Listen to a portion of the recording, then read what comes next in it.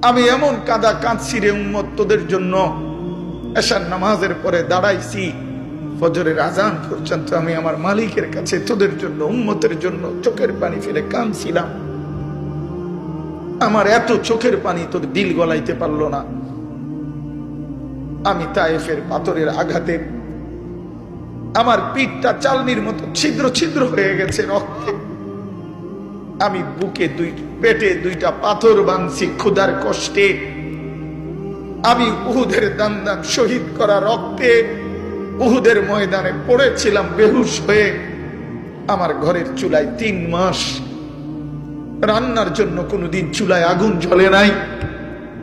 আমার এত চোখের পানি, এত রক্ত, এত ক্ষুধার কষ্ট, কিছুই তোর মন গলাইতে পারলো না, তোরে সেজদা দিতে পারলো না।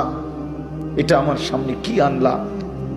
আমি এই আমল নামা